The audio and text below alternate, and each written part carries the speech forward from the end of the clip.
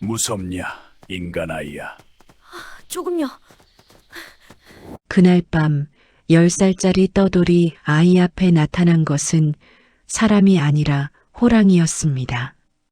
그런데 이상하게도 그 호랑이는 아이를 잡아먹지 않았습니다. 조선 후기 어느 산골 고을에서 사람들이 하나둘 사라지기 시작했습니다.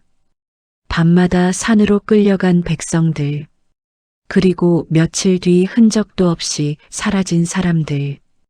그 모든 비밀을 처음으로 알아버린 것은 관아도, 양반도 아닌 장터의 떠돌이 아이 하나였습니다. 왜냐하면 그 아이에게는 특별한 능력이 있었기 때문입니다. 개는 피 냄새를 맡았고 까치는 산속에서 벌어지는 일을 보았으며 호랑이는 그 밤의 비밀을 알고 있었습니다. 그리고 그 모든 이야기를 단 한 사람만이 알아들을 수 있었습니다. 짐승의 말을 듣는 아이 도현. 그런데 말입니다.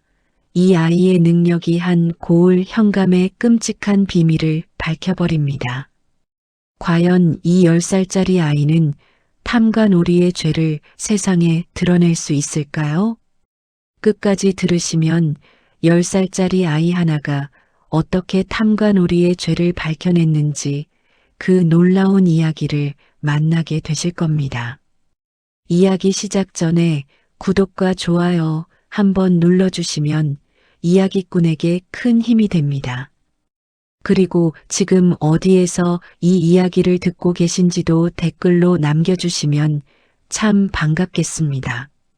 자, 그럼 이제 짐승의 말을 듣던 아이의 이야기 속으로 함께 들어가 보겠습니다. 깊은 밤이었습니다. 산은 숨을 죽이고 바람조차 멈춰버린 듯한 그런 밤이었지요. 여러분 상상해 보십시오. 10살배기 아이 하나가 칠흑 같은 산속을 혼자 달리고 있습니다. 맨발입니다. 발바닥이 찢기고 돌부리에 걸려 넘어져도 아이는 멈추지 않았습니다. 멈출 수가 없었지요. 뒤에서는 횃불이 타오르고 있었으니까요. 저 아이를 잡아라. 살려두면 안 된다. 고함 소리가 산을 울렸습니다. 관아의 포졸들이었습니다. 하나도 아니고 둘도 아니고 10이 넘는 사내들이 칼을 빼들고 아이 하나를 쫓고 있었던 것이지요. 아이의 이름은 도현이었습니다. 이도현, 나이 10살, 부모도 없고 집도 없고 이 세상 어디에도 자기를 기다리는 사람이 없는 떠돌이 아이였습니다. 그런데 여러분, 이 아이가 무슨 죄를 지었기에 이토록 쫓기는 것이겠습니까? 도현은 알고 있었습니다. 알아서는 안 될 것을 알아버린 것이지요. 산속 깊은 곳에서 사람이 죽었다는 것을, 그 죽음 뒤에 이 고을 현감 조태식이 있다는 것을, 그리고 그 모든 비밀이 묻혀 있는 광산이 어디에 있는지를 짐승들이 가르쳐 줬으니까요. 잡았다. 포졸 하나가 도연의 옷깃을 낚아챘습니다. 아이는 비틀거리며 쓰러졌지요. 차디찬 흙바닥에 엎어진 도연의 눈에 횃불빛이 가득 들어왔습니다. 사내들이 빙 둘러섰습니다. 어느 누구의 눈빛에도 망설임이 없었습니다. 현감 나으리 명이다. 이 아이는 오늘 밤 산에서 길을 잃고 죽은 것으로 한다. 도연은 눈을 감았습니다. 무섭지 않다면 거짓말이겠지요. 10살짜리 아이가 어찌 무섭지 않겠습니까? 온몸이 떨렸습니다. 그러나 아이는 울지 않았습니다. 울어도 달려올 사람이 없다는 것을 너무 일찍 배워버린 아이였으니까요. 바로 그 순간이었습니다. 숲이 흔들렸습니다. 처음엔 바람인가 싶었지요. 그런데 바람이 아니었습니다. 나뭇가지가 부러지는 소리, 육중한 무언가가 땅을 밟는 소리, 그리고 낮고 깊은 포효 소리, 횃불빛이 두 눈에 가득 담겼습니다. 짐승의 눈이었지요. 밤하늘의 별처럼 서늘하게 빛나는, 그러나 별과는 비교할 수 없이 거대한 두 눈이 어둠 속에서 천천히 다가오고 있었습니다. 호랑이다. 횃불이 내던져졌습니다. 사내들이 사방으로 흩어졌지요. 조금 전까지 칼을 빼들고 아이를 죽이려던 사내들이 지금은 제 목숨 하나 건지겠다고 산비탈을 굴러 내려가고 있었습니다. 순식간이었습니다. 도연만 남았습니다. 호랑이와 단둘이. 아이는 일어나지 못했습니다. 다리에 힘이 없었지요. 호랑이는 천천히 걸어왔습니다. 발소리 하나 없이 마치 구름이 땅 위를 흐르듯 그렇게 다가왔습니다. 뜨거운 숨결이 도연의 얼굴에 닿을 만큼 가까이 왔을 때 도연은 눈을 똑바로 떴습니다. 도망치지 않았습니다. 짐승의 눈을 보면 압니다. 무엇을 원하는지, 무엇을 느끼는지. 도연은 태어날 때부터 그걸 알았습니다. 벼락 맞은 나무 아래서 살아남은 그날부터 이 아이의 귀는 짐승의 말을 들을 수 있었으니까요. 무섭냐? 조금요. 호랑이가 낮게 웃는 것 같았습니다. 짐승이 웃을 수 있는지 여러분은 모르시겠지요? 도연은 알았습니다. 분명히 웃고 있었습니다. 너는 숲의 말을 듣는 아이다. 오늘 밤 내가 가야 할 곳이 있다. 호랑이가 몸을 낮췄습니다. 거대한 등이 도연 앞에 펼쳐졌지요. 흰 달빛 아래 황금빛과 검은 줄무늬가 물결처럼 흐르는 그 등이. 도연은 천천히 손을 뻗었습니다. 그 손이 호랑이의 등에 닿는 순간 여러분, 이 떠돌이 아이의 이야기가 시작되었습니다. 어미도 아비도 집도 이름도 제대로 없이 살아온 10살짜리 아이가 짐승의 등에 올라타 조선의 밤하늘 아래를 달리던 그 순간부터 도대체 이 아이에게 무슨 일이 있었던 것일까요? 어찌하여 고을 현감이 10살짜리 떠돌이 아이 하나를 이토록 두려워한 것일까요? 그리고 이 아이는 어떻게 짐승의 말을 듣게 된 것이며 그 능력이 어떻게 탐관오리의 죄악을 세상에 드러낼 수 있었던 것일까요? 지금부터 그 이야기를 들려드리겠습니다. 때는 영조 임금 말년이었습니다. 나라는 겉으로는 태평해 보였으나 백성들의 삶은 해가 갈수록 팍팍해지던 시절이었지요. 경기도 산골 어귀에 자리 잡은 작은 마을 하나가 있었습니다. 이름도 별 볼 일 없는 조그만 마을이었지만 사람들은 옹기종기 모여 살며 그럭저럭 끼니를 이어가고 있었지요. 봄이면 밭을 갈고 가을이면 곡식을 거두고 겨울이면 서로의 온기를 나누며 사는 그런 평범하고 소박한 마을이었습니다. 그 마을 어귀 장터에 처음 도연이 나타난 것은 늦가을 어느 날이었습니다. 해진 옷에 맨발로 등에는 아무것도 없이 어디서 왔는지 부모는 누구인지 아무도 몰랐습니다. 아이는 그저 장터 한쪽 구석에 쪼그려 앉아 땅바닥을 내려다보고 있었지요. 저 아이 어디서 왔대? 글쎄 산 너머에서 혼자 내려왔다 하더구먼. 부모는 없는 것 같고 쯧쯧 이 추운 날 맨발로 어디 다친 데는 없대? 사람들이 수군거렸지만 선뜻 다가서는 이는 없었습니다. 그때였지요. 장터 한켠에서 국밥집을 운영하던 할머니 하나가 허리를 굽히며 아이에게 다가왔습니다. 칠순이 넘은 나이에도 등이 꼿꼿하고 눈빛이 살아있는 장터 사람들이 모두 따르는 복내 할머니였습니다. 얘야, 밥은 먹었느냐? 도연은 고개를 들었습니다. 대답이 없었지요. 할머니는 아랑곳하지 않고 아이의 손목을 잡아 국밥집 안으로 이끌었습니다. 뜨끈한 국밥 한 그릇이 아이 앞에 놓였지요. 도연은 한참을 그 그릇을 내려다보다가 천천히 숟가락을 들었습니다. 먹으면서 얘기해. 어디서 왔니? 기억 안 나요. 부모님은? 없어요. 할머니는 더 묻지 않았습니다. 그저 아이가 국밥을 다 비울 때까지 옆에 앉아 있었지요. 그날부터였습니다. 도연은 할머니의 국밥집 뒤 헛간에 자리를 얻었습니다. 밥값 대신 설거지를 하고 장작을 패고 심부름을 하며 지내게 된 것이지요. 그런데 마을 사람들이 이 아이를 이상하게 여기기 시작한 것은 그리 오래 걸리지 않았습니다.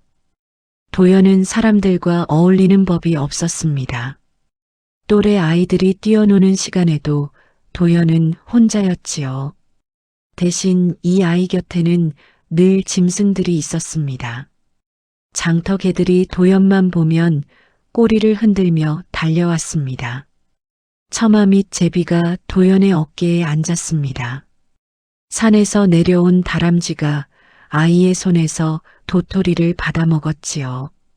사람들 눈에는 그저 신기한 풍경이었지만 가만히 보면 단순히 짐승들이 아이를 따르는 것이 아니었습니다. 도연이 짐승들과 무언가를 주고받고 있었습니다. 저 아이 또 개들이랑 뭘 하는 거야? 글쎄, 저 아이는 사람보다 짐승이 더 좋다더라. 허참, 사람이 사람이랑 어울려야지 저러다 나중에 어찌 되려고. 아이들은 도연을 놀렸습니다. 어른들은 혀를 찼지요. 그러나 도연은 개의치 않았습니다. 아니, 어쩌면 처음부터 알고 있었는지도 모릅니다. 자신이 사람들 사이에서 끝내 편해질 수 없다는 것을. 여러분, 이 아이가 왜 이리 된 것인지 아십니까? 도연의 능력은 그냥 생겨난 것이 아니었습니다. 이 아이가 8살 되던 해 마을 뒷산에 천둥벼락이 내리쳤습니다. 어른들이 모두 집 안으로 뛰어들어간 그 폭풍 속에서 어린 도연은 혼자 산속에 있었지요. 그리고 벼락이 내리친 바로 그 나무 아래서 이 아이는 까무러쳐 있었습니다. 사람들이 발견했을 때 아이는 숨이 붙어 있었습니다.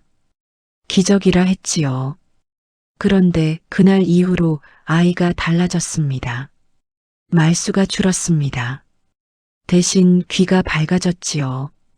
보통 사람의 귀로는 들을 수 없는 것을 이 아이는 들을 수 있게 된 것이었습니다.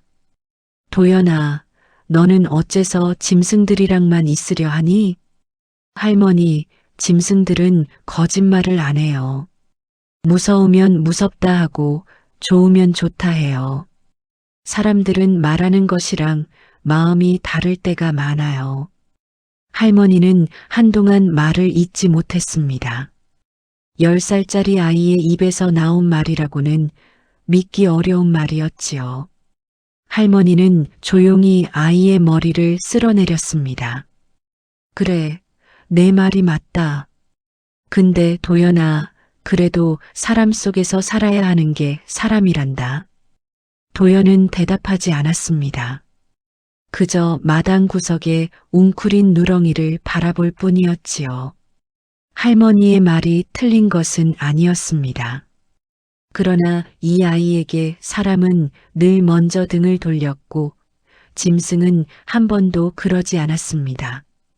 그렇게 도연은 장터에서 하루하루를 보냈습니다. 조용하고 눈에 띄지 않게, 그러나 언제나 귀를 열어두고 짐승들이 들려주는 이야기에 귀를 기울이며 그 무렵 이 작은 마을 너머 고을을 다스리는 현감조태식이 새로 부임해 왔습니다. 처음에 사람들은 크게 신경 쓰지 않았지요. 현감이 바뀌는 것은 흔한 일이었으니까요. 그러나 얼마 지나지 않아 마을 어른들의 얼굴에 하나둘 그늘이 지기 시작했습니다. 세금을 또 올린다고? 이번이 몇 번째야? 쉬, 조용히 해. 괜히 말 잘못했다가 관아에 끌려가면 어쩌려고. 사람들은 입을 닫았습니다. 두려움이 마을을 덮기 시작했지요. 그러나 도연은 알지 못했습니다.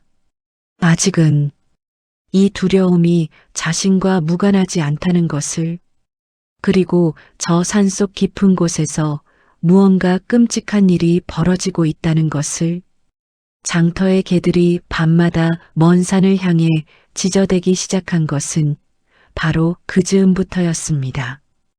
어느 날 아침이었습니다.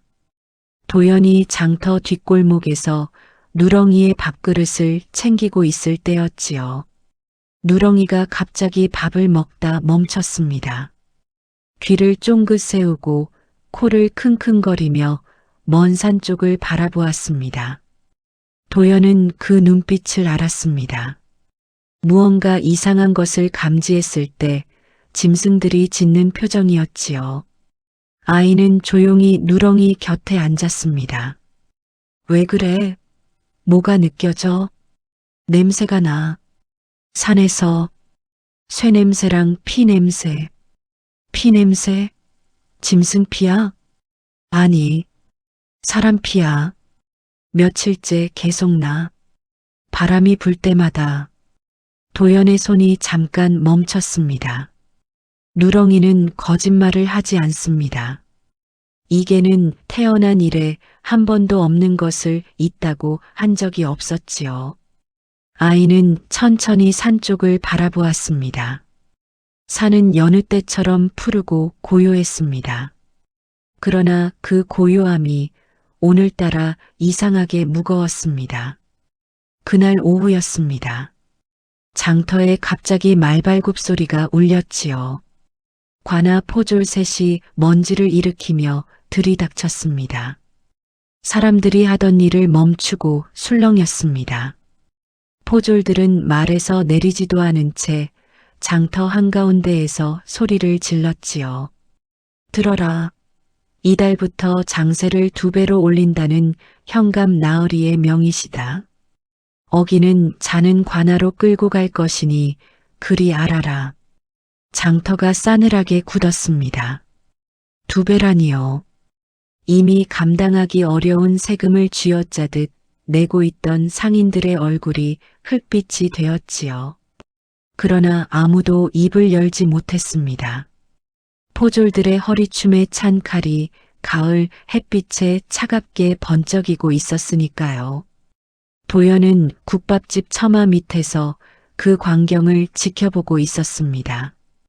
포졸들이 돌아서려는 찰나 그중 하나가 도연을 발견했지요. 야, 저기 저 아이 뭐야? 왜 저렇게 빤히 쳐다봐?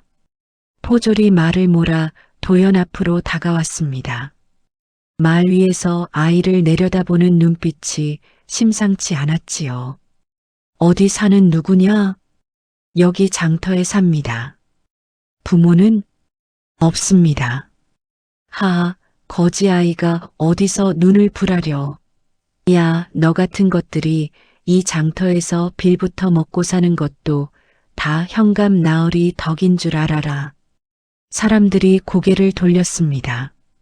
아무도 나서지 않았지요. 도연은 아무 말도 하지 않았습니다. 그저 포졸의 눈을 똑바로 바라볼 뿐이었습니다. 그 눈빛이 오히려 포졸을 불편하게 만들었는지 사내는 흥하고 코웃음을 치고는 말머리를 돌렸습니다. 바로 그 순간이었습니다. 누렁이가 포졸들을 향해 낮게 으르렁거렸습니다. 장터 이곳저곳에 있던 개들이 하나둘 따라 으르렁거리기 시작했지요. 포졸들의 말이 놀라 앞발을 들었습니다. 도연은 누렁이를 내려다보았습니다. 저 사람들이야. 저 사람들 신발에서 산 냄새나, 쇠 냄새도 나, 피 냄새도. 저 포졸들이 산에 다녀왔다고? 어제도 갔어. 그제도 갔어. 밤마다 가. 올라갈 때랑 내려올 때 냄새가 달라. 내려올 때는 더 무거운 냄새가 나. 도연은 굳은 얼굴로 포졸들의 뒷모습을 바라보았습니다. 복내 할머니가 뒤에서 도연의 어깨를 잡아당겼지요. 도연아, 저런 것들한테는 눈도 마주치지 마라. 괜히 찍히면 못 살아. 할머니, 저 사람들 눈이 이상해요. 뭐가? 무언가를 숨기고 있는 눈이에요. 짐승들이 덧앞에서 짓는 눈빛이랑 똑같아요. 할머니는 말을 잇지 못했습니다. 아이의 말이 무섭게 느껴졌지요. 할머니는 애써 화제를 돌렸지만 도연의 시선은 이미 포졸들이 사라진 길 끝을 향해 있었습니다. 며칠이 지났습니다. 도연은 여느 때처럼 산 어귀를 거닐고 있었지요. 그때였습니다. 나무 위에서 까치 2마리가 요란하게 울어댔습니다. 보통 까치 소리가 아니었습니다. 도연은 발걸음을 멈추고 고개를 들었지요. 밤에 사람들이 산으로 간다. 횃불 들고 은광 몰래 캐고 있어. 밤마다 은광을 몰래 캔다고? 누가? 관복 입은 사람, 높은 사람. 죽었어. 거기서 사람 죽었어. 묻었어. 땅에 묻었어. 도연은 그 자리에 멈춰 섰습니다. 까치들은 거짓말을 하지 않습니다. 본 것만 말하고 들은 것만 전하지요. 꾸미거나 부풀리는 법이 없습니다. 그렇다면 이것은 전부 사실이었습니다. 산속 어딘가에서 사람이 죽었고 누군가 그 죽음을 땅에 묻어버렸습니다. 그리고 그 뒤에 관복 입은 높은 사람이 있었지요. 이튿날 새벽이었습니다. 장터 사람들이 모두 잠든 시각에 도연은 혼자 산길을 올랐습니다. 까치들이 앞서 날며 길을 안내했지요. 산은 깊었습니다. 사람의 발길이 닿지 않는 곳까지 올라갔을 때 도연은 멈췄습니다. 땅이 이상했습니다. 흙이 최근에 파헤쳐진 흔적이 역력했고 나무들이 베어져 나간 자리가 있었으며 무거운 것을 질질 끌고 간 자국도 있었지요. 아이는 무릎을 꿇고 흙에 손을 갖다 댔습니다. 손끝에 검붉은 것이 묻어났지요. 진짜구나. 그때 덤불 속에서 부스럭 소리가 났습니다. 다람쥐 한 마리가 튀어나왔지요. 도연을 보더니 바위 위에 올라앉아 앞발을 모으고 말했습니다. 거기 오래 있으면 안 돼. 나쁜 사람들 오는 길이야. 해 뜨면 와. 알았어. 고마워. 도연은 서둘러 몸을 낮추었습니다. 산을 내려오던 길, 저 아래에서 사람 소리가 들렸지요. 아이는 재빨리 바위 뒤에 몸을 숨겼습니다. 관아 포졸 둘이 올라오고 있었습니다. 어젯밤에 또 한 명 쓰러졌다더군. 갱도가 무너졌대. 쉿, 조용히 해. 나으리 귀에 들어가면 우리도 어찌 될지 모른다. 시체는 어떻게 했대? 묻었겠지. 늘 하던 대로. 도연은 숨을 참았습니다. 심장이 귀 옆에서 쿵쿵 울렸지요. 포졸들의 발소리가 완전히 멀어질 때까지 아이는 꼼짝도 하지 않았습니다. 그날 밤이었습니다. 도연은 헛간 집더미에 등을 기댄 채 손바닥을 들여다보고 있었습니다. 아직도 흙 냄새가 나는 것 같았지요. 검붉은 흙이 송금 사이에 끼어 있던 그 감촉이 자꾸만 떠올랐습니다. 그때 누렁이가 헛간으로 들어왔습니다. 도연 옆에 스르르 누우며 낮게 낑낑거렸지요. 무서워? 산에서 본 거 자꾸 생각나. 그 흙 냄새가 안 지워져. 나도 무서워. 근데 너는 알잖아. 우리가 하는 말을. 아무도 모르는데 너는 알아. 그게 무슨 소용이야. 말해도 아무도 안 믿는걸. 도연은 천장을 바라보았습니다. 까치에게 들었다고 하면, 개한테 들었다고 하면 어느 어른이 귀를 기울여 주겠습니까? 미친 아이 소리나 듣지 않으면 다행이었지요. 믿는 사람 나타날 거야. 냄새로 알아. 곧 올 거야. 정말? 짐승은 거짓말 안 해. 도연은 누렁이의 옆구리에 이마를 기댔습니다. 따뜻했습니다. 이 세상에서 이 온기만큼은 한 번도 거짓말을 한 적이 없었지요. 아이는 눈을 감았습니다. 다음 날 아침 장터에 낯선 사내 하나가 나타났습니다. 허름한 선비 차림에 집신이 다 달아 있었지요. 아무도 눈여겨보지 않는 행색이었습니다. 그런데 누렁이가 그 사내를 향해 꼬리를 흔들었습니다. 으르렁거리지 않았습니다. 짖지도 않았지요. 그저 조용히 꼬리를 흔들었습니다. 도연은 그것을 보았습니다. 누렁이가 처음 보는 사람에게 꼬리를 흔드는 것은 도연이 이 장터에 온 일에 단 한 번도 없던 일이었습니다. 허름한 선비 차림의 사내는 장터를 천천히 둘러보았습니다. 급한 기색도 없고 두리번거리는 기색도 없었지요. 그저 장터 이곳저곳을 거닐며 엿가락을 하나 사고 국밥집 앞에 잠시 서성이다가 아무렇지 않게 평상에 걸터 앉았습니다. 누구도 이 사내를 눈여겨보지 않았습니다. 그러나 도연은 보고 있었지요. 누렁이가 꼬리를 흔든 사람이었으니까요. 아이는 멀찌감치 서서 사내를 살폈습니다. 사내의 눈이 이상했습니다. 멍하니 장터를 보는 것 같으면서도 아무것도 놓치지 않는 눈이었지요. 저작거리 상인들의 얼굴을, 오가는 포졸들의 동선을, 세금 독촉에 굳어버린 백성들의 표정을, 그 모든 것을 조용히 그러나 빠짐없이 담아내고 있었습니다. 그때 사내가 고개를 돌렸습니다. 도연과 눈이 마주쳤지요. 사내가 먼저 말을 걸었습니다.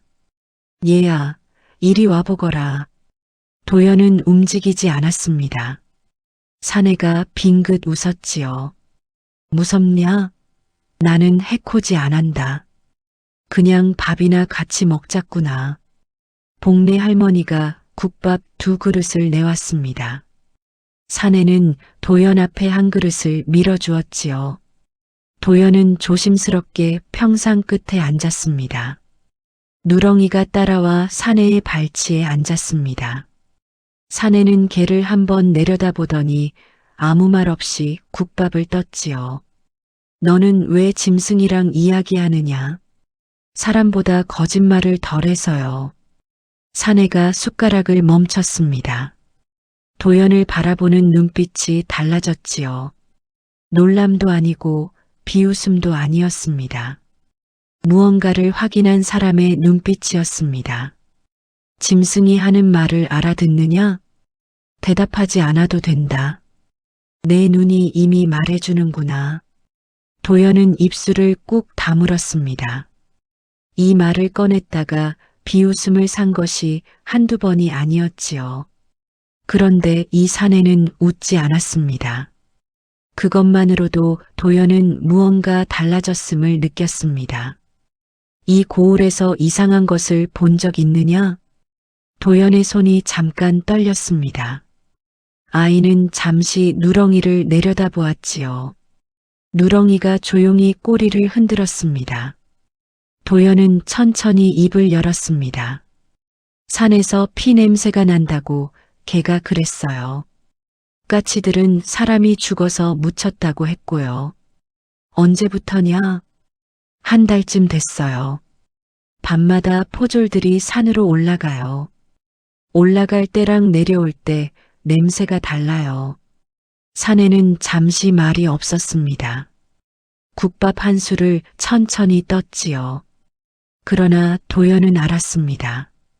이 사내의 눈이 지금 매우 빠르게 움직이고 있다는 것을 생각하는 사람의 눈이었습니다. 수고했다. 너는 아무한테도 이 말을 하지 마라. 알겠느냐? 아저씨는 누구예요? 사내가 빙긋 웃었습니다. 대답 대신 엿가락 하나를 도연의 손에 쥐어주었지요. 그리고 자리에서 일어나 장터를 걸어나갔습니다. 도연은 그 뒷모습을 바라보았습니다. 그가 바로 암행어사 박준서였습니다. 영조 임금이 친히 어명을 내려 이 고을로 내려보낸 사람이었지요. 겉으로는 허름한 선비였지만 이미 석 달 전부터 이 고을의 낌새를 조용히 살피고 있었던 것이었습니다. 그런데 여러분, 바로 그날 오후였습니다. 장터에 다시 관아 포졸들이 나타났지요.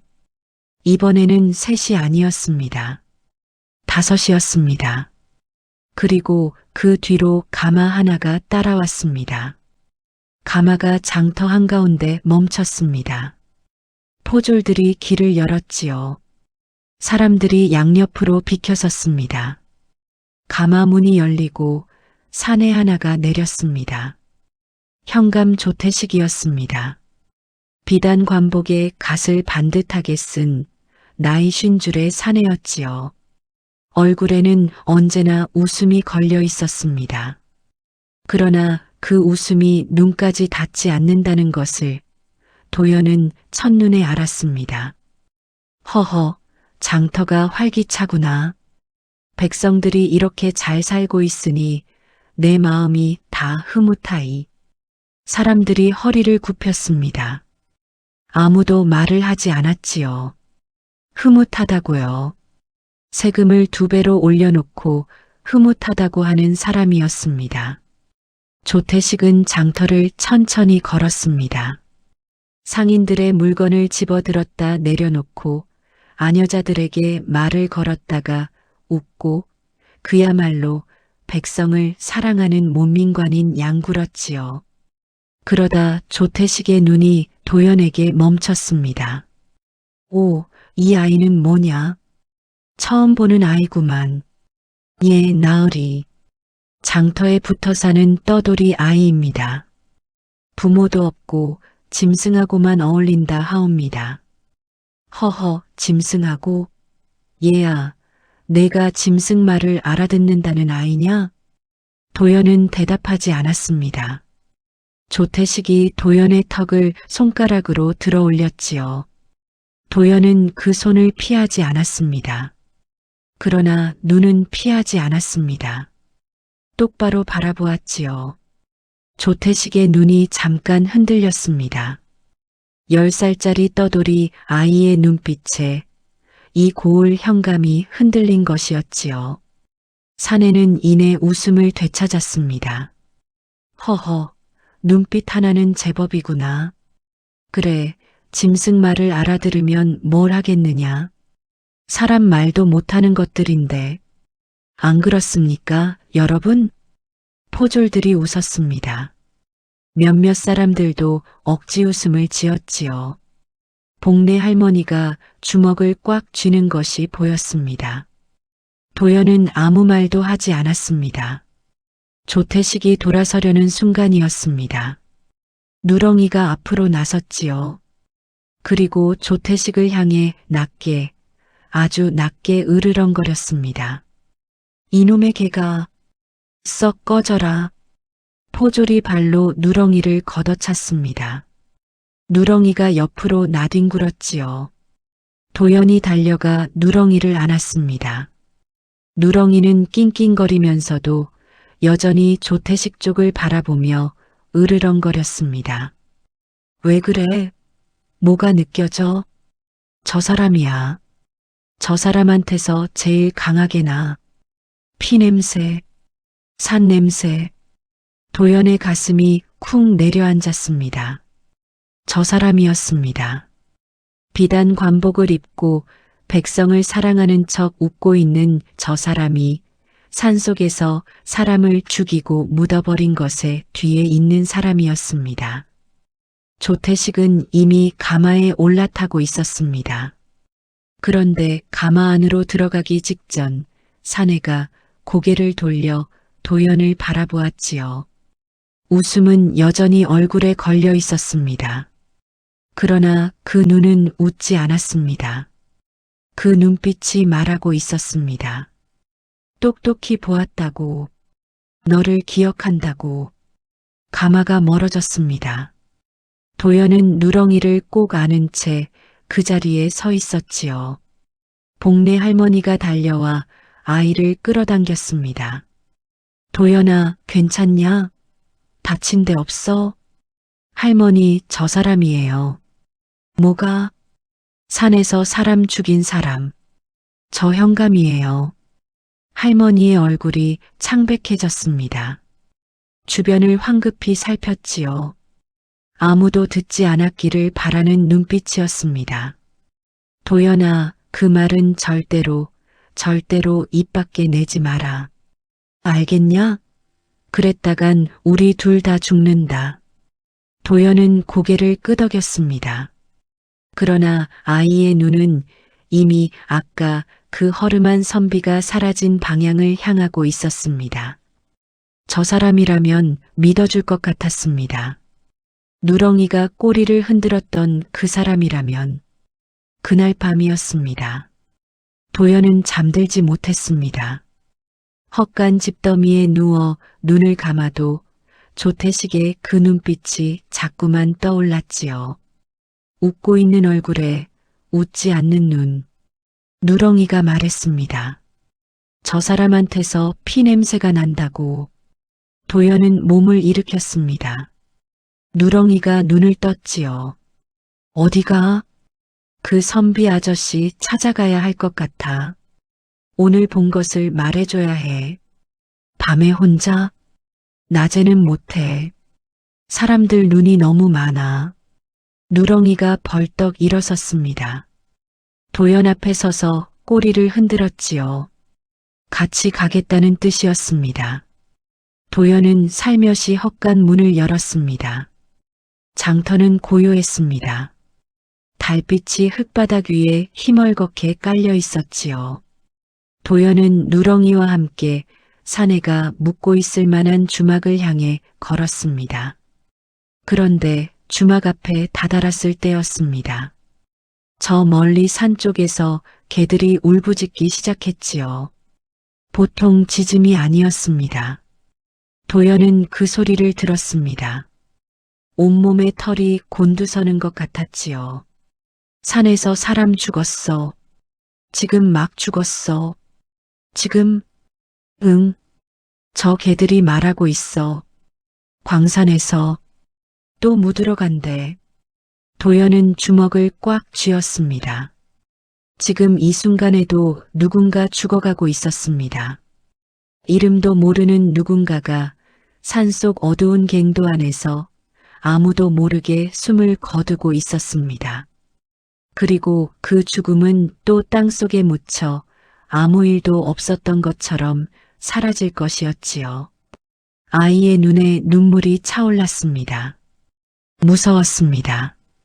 그러나 그 무서움보다 더 크게 올라오는 것이 있었지요. 억울함이었습니다.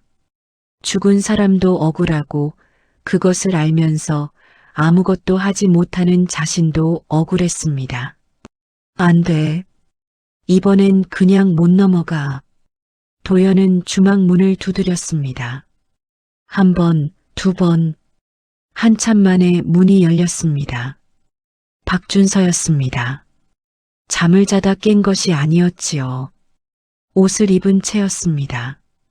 사내는 도연을 보더니 아무 말 없이 문을 열어주었습니다. 들어오너라. 도연은 안으로 들어갔습니다. 누렁이도 따라 들어왔지요. 사내는 등잔불을 돋우었습니다. 그리고 도연을 바라보았습니다. 기다리는 눈빛이었습니다.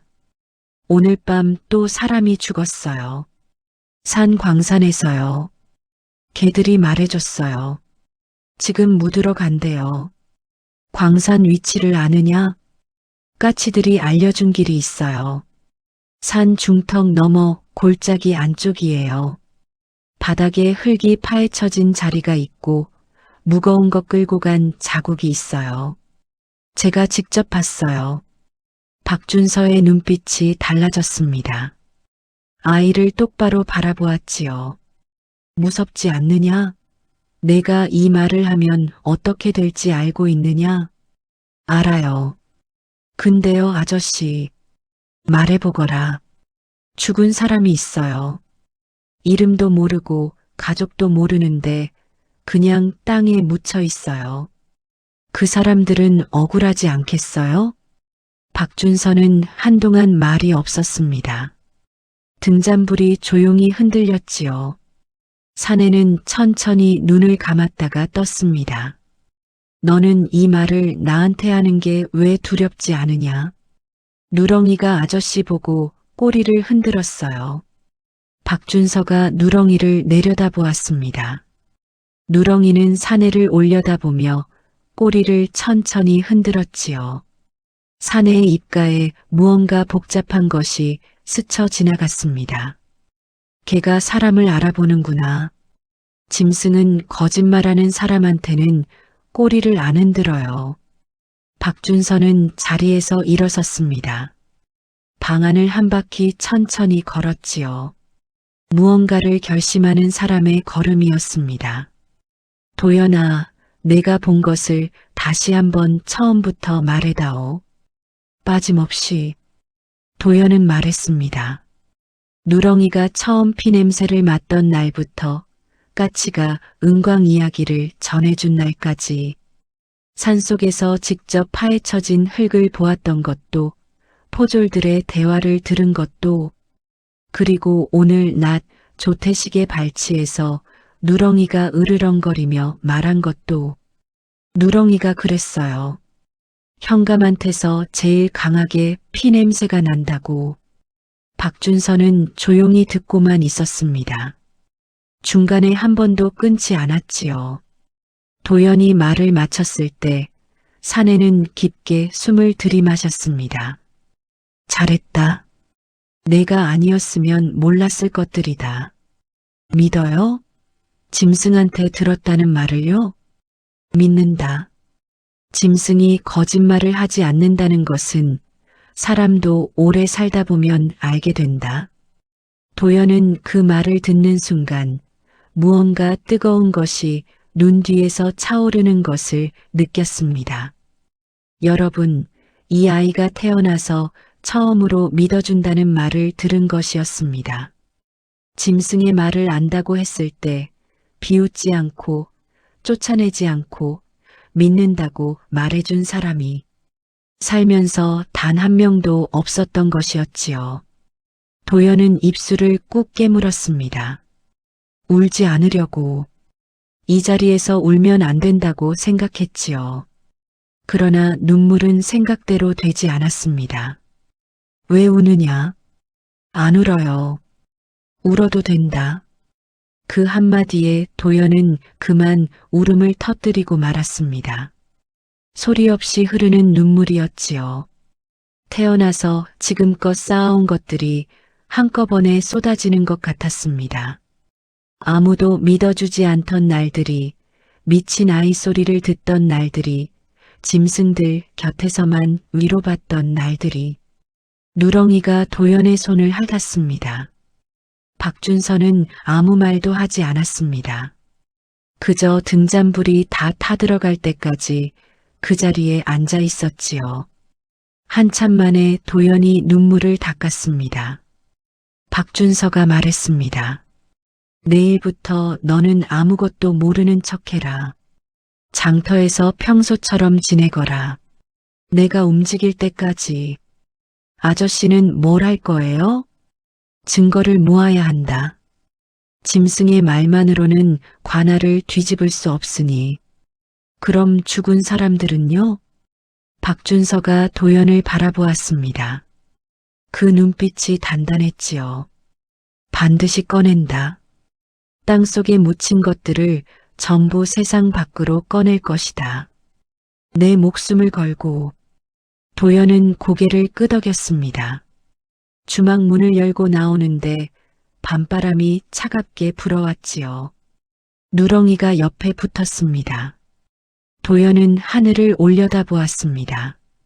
별이 많은 밤이었습니다. 그러나 여러분, 바로 그 시각이었습니다. 장터 어둠 속 골목 어귀에 사람 그림자 하나가 서 있었습니다. 주막 쪽을 바라보고 있었지요. 조태식의 신복이었습니다. 도연이 주막에 들어가는 것을, 그리고 나오는 것을 처음부터 끝까지 지켜보고 있었던 것이었습니다. 다음 날 아침이었습니다.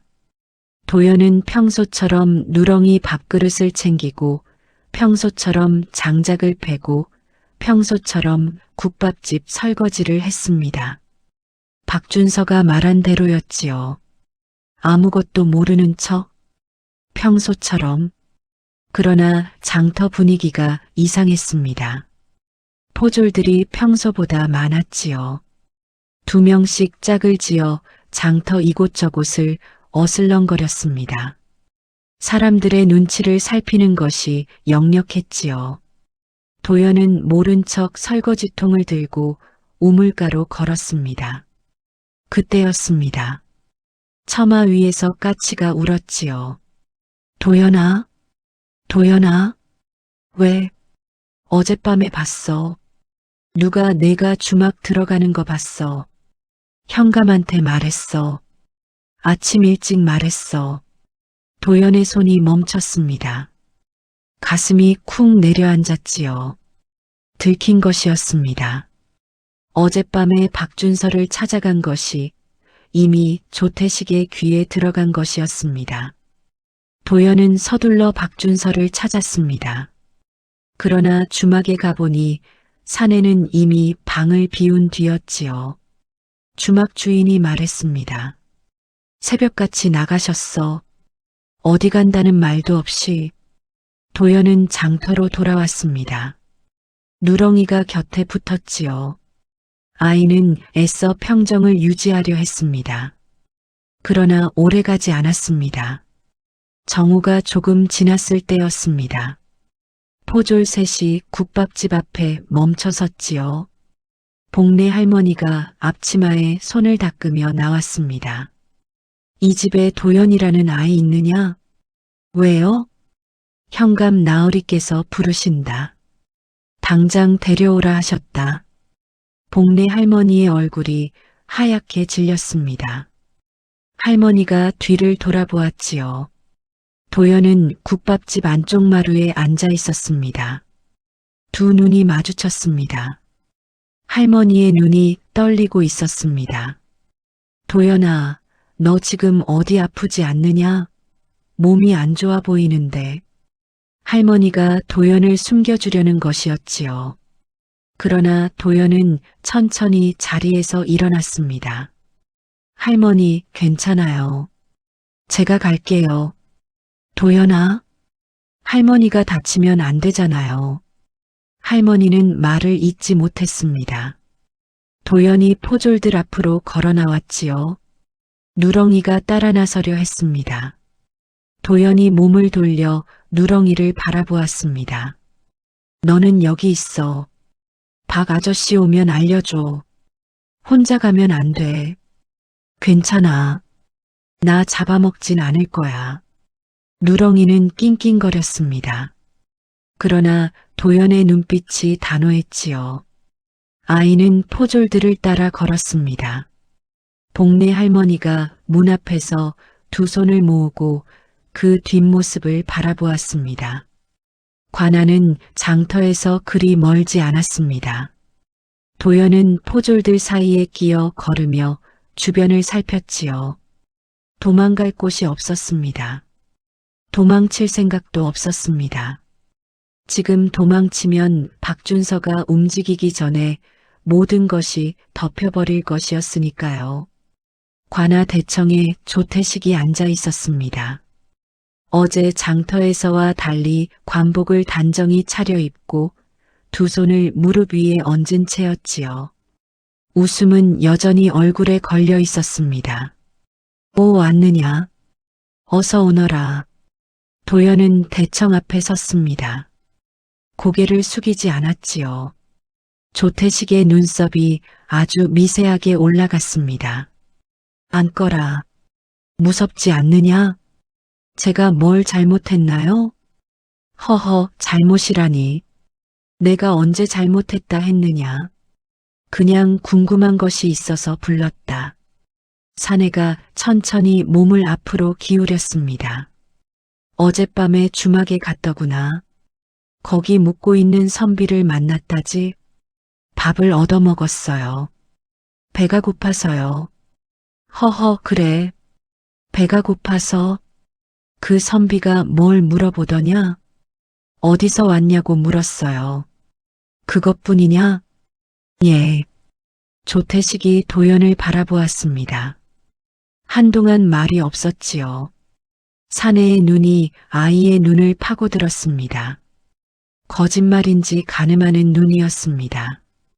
도연은 눈을 피하지 않았습니다. 도연이라 했지. 짐승 말을 알아듣는 아이.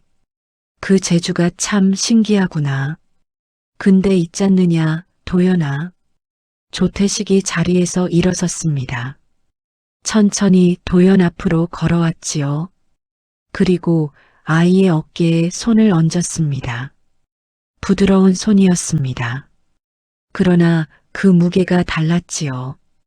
짐승은 짐승이고 사람은 사람이다. 짐승 말을 사람한테 옮기다 보면 큰 화를 입는 법이야. 알겠느냐? 협박이었습니다. 웃는 얼굴로 하는, 부드러운 목소리로 하는, 그러나 분명한 협박이었지요. 도연은 어깨 위에 손을 느끼며 대답했습니다. 명심하겠습니다. 허허, 그래. 영리한 아이구나. 가거라. 할머니가 기다리겠다. 도연이 관아 문을 나서는 순간이었습니다. 뒤에서 조태식의 목소리가 들렸지요. 이번엔 웃음기가 없었습니다. 포졸들 눈 떼지 마라. 저 아이 어디 가는지 전부 보고하라. 도연은 듣지 못한 척 걸었습니다. 그러나 다 들었지요. 이제 자신의 일거수일투족이 조태식에게 보고될 것이었습니다. 박준서에게 다시 접근하는 것은 불가능해졌습니다. 장터로 돌아오는 길이었습니다. 도연은 하늘을 올려다보았지요. 까치 한 마리가 머리 위를 빙빙 돌았습니다. 도연아, 그 선비 산으로 갔어. 산으로? 혼자? 응. 광산 쪽으로. 증거 찾으러 간 것 같아. 위험하지 않아? 포졸들도 뒤따라갔어. 현감이 보낸 것 같아. 도연은 걸음을 멈췄습니다. 심장이 빠르게 뛰었지요. 박준서가 위험했습니다. 혼자 산으로 들어간 사내를 조태식의 포졸들이 뒤따르고 있었습니다. 증거를 찾기도 전에 제거당할 수 있었습니다. 도연은 뒤를 돌아보았습니다. 포졸 하나가 멀찌감치서 따라오고 있었지요. 아이는 천천히 국밥집 쪽으로 걸었습니다. 모른 척 평소처럼. 그러나 머릿속은 빠르게 돌아가고 있었습니다. 국밥집 뒤 헛간으로 들어서자 누렁이가 달려왔습니다. 괜찮아? 다친 데 없어? 응. 근데 누렁아, 박 아저씨가 위험해. 산에 혼자 갔는데 포졸들이 따라갔어. 알아. 냄새로 알아. 지금 산 중턱쯤 됐을 거야. 어떻게 알려줄 수 있어? 아저씨한테? 산속 짐승들한테 부탁하면 돼. 내가 전할게. 도연은 누렁이를 바라보았습니다. 그리고 고개를 끄덕였지요. 누렁이가 헛간 문을 박차고 나갔습니다. 장터를 가로질러 산 쪽으로 달려가는 누렁이의 뒷모습을 도연은 바라보았습니다. 그리고 도연은 결심했습니다. 포졸의 눈을 피해 다른 길로 산에 올라야 했습니다. 까치들이 안내해 줄 것이었지요. 박준서 혼자 산속에서 증거를 찾고 포졸들에게 둘러싸이는 것을 이 아이는 두고 볼 수가 없었습니다. 저녁 해가 기울기 시작했습니다. 도연은 헛간 문을 열고 하늘을 올려다보았지요. 까치들이 산 쪽을 향해 날고 있었습니다. 아이는 조용히 헛간을 빠져나왔습니다. 아무도 몰랐습니다. 포졸도 복내 할머니도 10살짜리 떠돌이 아이가 다시 산을 향해 걷기 시작했다는 것을 이번엔 혼자가 아니었지요. 머리 위로 까치들이 날았고 풀숲에서 다람쥐가 뛰어나와 앞서 달렸습니다. 그리고 저 멀리 산 어둠 속에서 무언가 거대한 것이 도연을 향해 움직이기 시작하고 있었습니다. 산은 어두웠습니다. 도연은 까치들이 안내하는 대로 숲길을 헤쳤지요. 발밑에 나뭇가지가 부러지는 소리가 날 때마다 숨을 죽였습니다. 포졸들의 횃불이 저 아래서 흔들리고 있었으니까요. 그때였습니다. 앞쪽에서 사람 소리가 들렸습니다. 도연은 바위 뒤에 몸을 납작하게 붙였지요. 여기 어딘가 있을 거다. 흔적이 이쪽으로 이어져 있어. 선비 하나 처리하는 게 뭐 일이 오래 걸려. 도연의 가슴이 철렁했습니다. 처리한다는 말이었습니다. 박준서를 없애러 온 것이었지요. 도연은 고개를 들어 까치를 바라보았습니다. 박 아저씨 어디 있어? 저쪽. 광산 입구 바위 뒤에 숨어 있어. 포졸들이 사방을 막고 있어. 혼자로는 못 나와. 도연은 입술을 깨물었습니다. 이대로라면 박준서는 포졸들에게 포위당할 것이었습니다. 증거도 찾기 전에, 아무것도 밝혀지기 전에 도연은 주변을 살폈습니다. 숲이 고요했지요. 그런데 그 고요함 속에서 무언가가 다가오고 있었습니다. 땅이 미세하게 울렸습니다. 발소리가 아니었습니다. 더 크고 더 묵직한 무언가였지요. 포졸들도 느꼈는지 횃불을 들어올리며 두리번거렸습니다. 뭐야, 뭔 소리야? 그 순간이었습니다. 숲속에서 거대한 그림자가 나타났습니다. 횃불빛에 두 눈이 서늘하게 빛났지요. 황금빛과 검은 줄무늬. 포졸들이 비명을 질렀습니다. 호랑이다. 호랑이였습니다.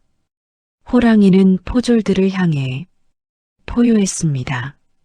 산이 울릴 만큼 깊고 거대한 소리였습니다. 포졸들의 횃불이 내던져졌습니다. 사내들이 비명을 지르며 산 아래로 달아났지요. 순식간이었습니다. 호랑이가 도연에게로 왔습니다. 도연은 떨지 않았습니다. 이 짐승을 알았으니까요. 다쳤느냐? 아니요. 박 아저씨가 저쪽에 있어요. 포졸들이 잡으러 왔어요. 안다. 이미 쫓아냈다. 바위 뒤에서 박준서가 모습을 드러냈습니다. 손에 무언가를 쥐고 있었지요. 은 덩어리였습니다. 그리고 품 안에는 두툼한 문서 하나가 접혀 있었습니다. 내가 왔구나. 위험한 거 알았어요. 그냥 있을 수가 없었어요. 누렁이가 알려줬다. 짐승들이 길을 열어줬고 박준서가 손에 든 것들을 도연에게 보여주었습니다. 광산장부다. 조태식이 관아 창고에 숨겨둔 것을 오늘 낮에 손에 넣었다. 누가 얼마나 끌려왔는지, 죽은 자가 몇 명인지, 은이 어디로 흘러갔는지 전부 적혀 있다. 그럼 이제 잡을 수 있어요? 잡을 수 있다. 내일 새벽 관아를 친다. 호랑이가 몸을 낮췄습니다. 도연을 바라보았지요. 타거라. 오늘 밤은 내가 직접 가야 할 곳이 있다. 어디요?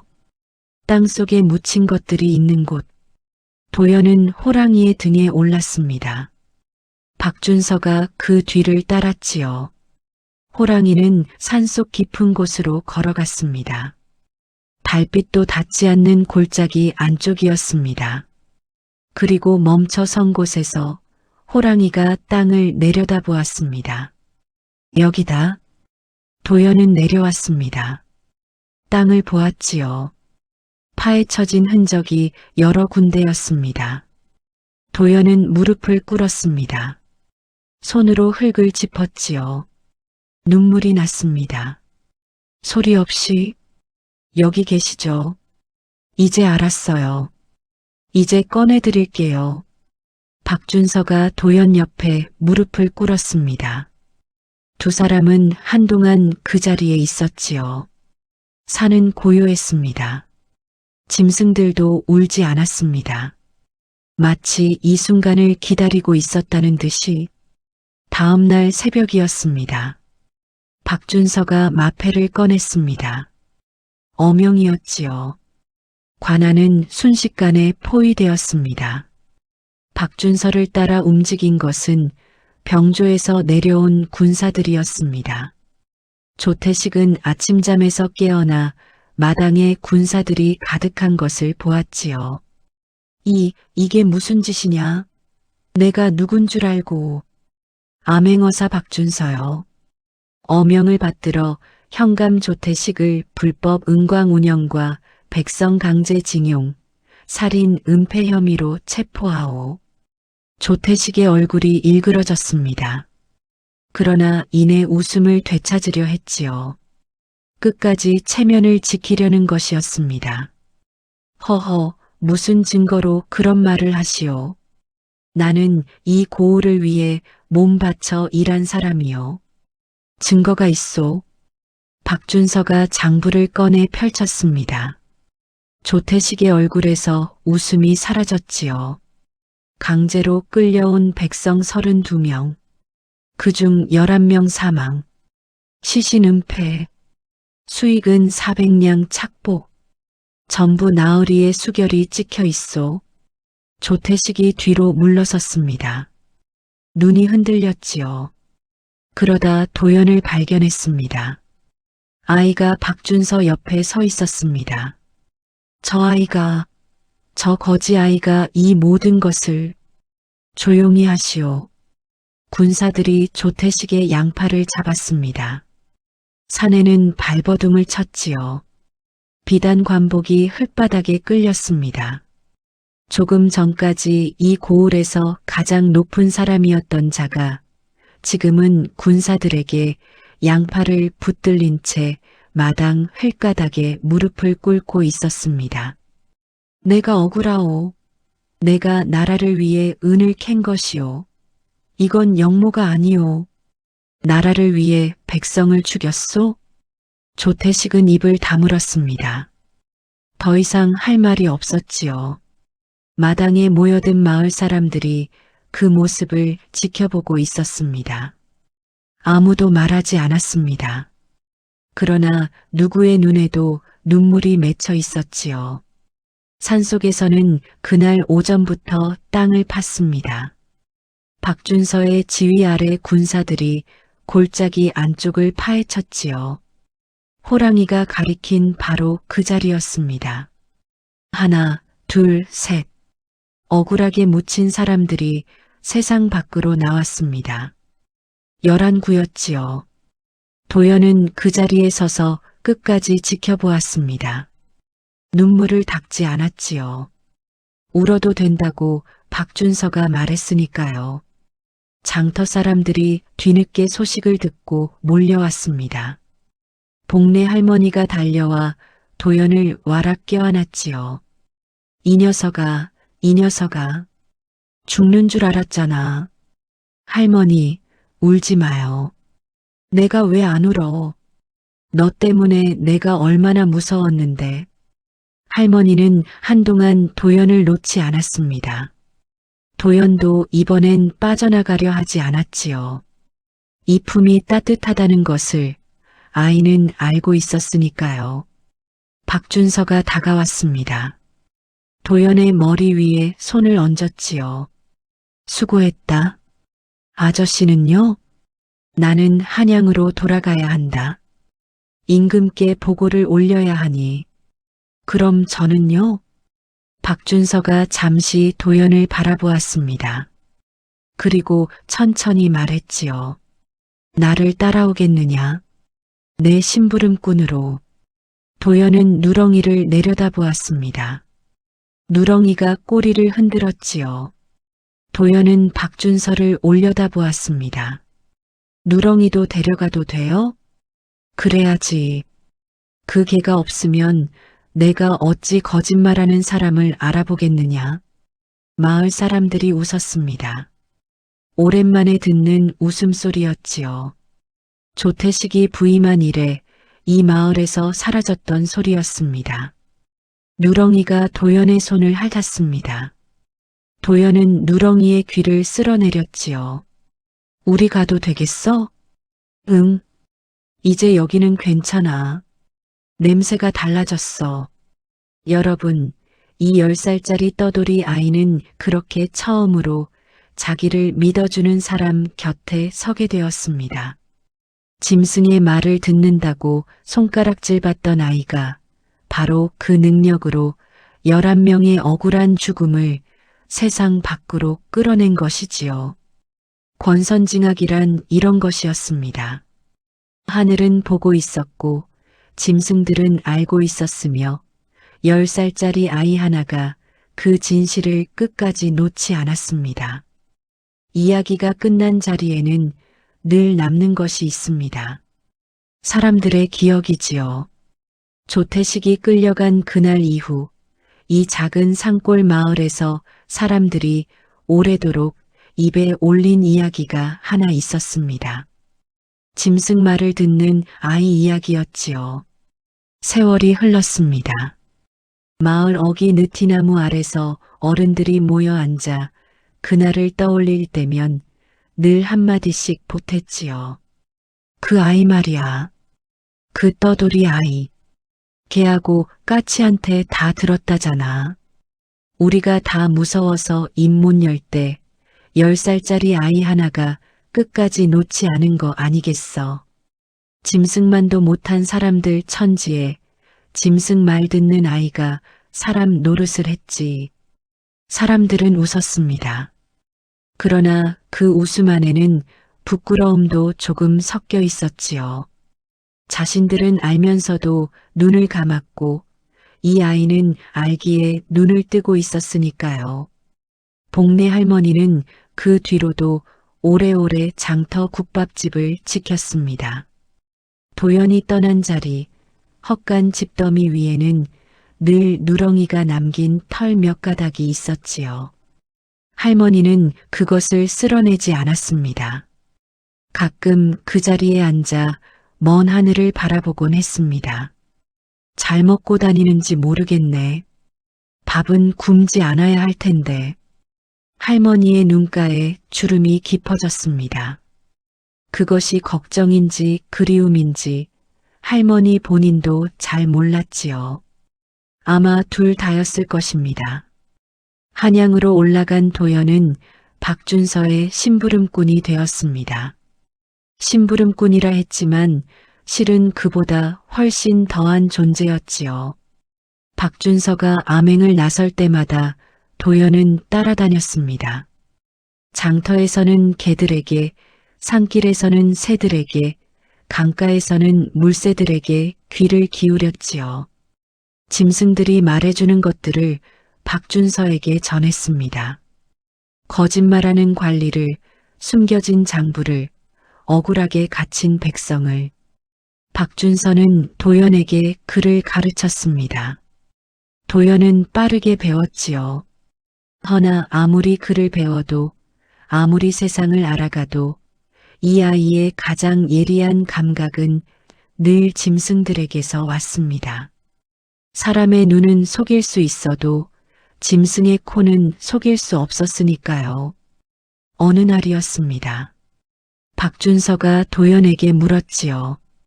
도연아, 너는 이제 글도 알고 세상 이치도 아는데 짐승 말을 듣는 것이 부끄럽지 않으냐? 왜요? 사람들이 여전히 이상하게 볼 텐데. 아저씨, 저는 그 능력 덕분에 아저씨를 만났어요. 그 능력 덕분에 땅속에 묻힌 사람들을 꺼낼 수 있었고요. 부끄러울 게 뭐가 있어요? 박준서는 한동안 말이 없었습니다. 그러더니 피식 웃었지요. 그래, 내 말이 맞다. 여러분, 이 이야기에서 제가 가장 오래 생각한 장면이 있습니다. 도연이 처음같이 소리를 듣고 누렁이의 눈빛을 읽고 혼자 산을 오르던 그 장면입니다. 아무도 믿어주지 않는데, 아무도 함께하지 않는데 이 아이는 왜 포기하지 않았을까요? 저는 그 답이 여기에 있다고 생각합니다. 도연은 짐승들에게서 딱 하나를 배웠습니다. 본 것을 본 대로 말하는 것, 아는 것을 아는 대로 전하는 것, 꾸미지 않고 두려워서 침묵하지 않는 것. 그것이 이 10살짜리 아이가 탐관오리 하나를 쓰러뜨린 진짜 힘이었지요. 박준서가 나중에 이런 말을 했다고 합니다. 사람들이 도연에게 물으면 늘 이렇게 답했다지요. 저 아이는 짐승 말을 듣는 게 아닙니다. 사람 거짓말을 알아듣는 아이지요. 여러분, 우리 주변에도 도연 같은 사람이 있습니다.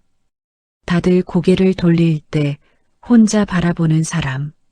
말해도 믿어주지 않을 것을 알면서도 끝까지 말하는 사람. 그 사람이 때로는 10살짜리 아이처럼 작고 여려 보일 수 있습니다. 그러나 하늘은 알고 있지요. 짐승들이 알듯이 세상은 결국 그 진심을 알아봅니다. 억울한 것이 있으십니까? 아무도 믿어주지 않는 것 같아 지치십니까? 도연을 기억해 주십시오. 벼락 맞은 나무 아래서 살아남은 그 아이를, 짐승들만 알아줄 때도 진실을 놓지 않았던 그 아이를, 땅속에 묻힌 것은 반드시 세상 밖으로 나오게 되어 있습니다. 다만 조금 시간이 걸릴 뿐이지요. 그리고 그 시간을 버티는 힘은 거창한 것이 아니었습니다. 10살짜리 아이의 작은 결심 하나였습니다. 오늘 이 이야기가 여러분 마음속에 작은 온기 하나를 남겼으면 합니다. 살다 보면 누구나 도연 같은 날이 있으니까요. 아무도 안 믿어줄 것 같고 혼자인 것 같고 포기하고 싶은 그런 날. 그날 이 이야기를 떠올려 주십시오. 이 이야기가 좋으셨다면 오래된 옛 이야기를 좋아하는 주변 분께 한번 전해 주십시오. 옛날 사람들이 이야기를 입에서 입으로 전하듯이 그렇게 전해 주시면 이 이야기도 오래 살아남을 수 있을 것입니다. 다음에도 마음을 울리는 이야기로 찾아뵙겠습니다. 오늘도 들어주셔서 고맙습니다.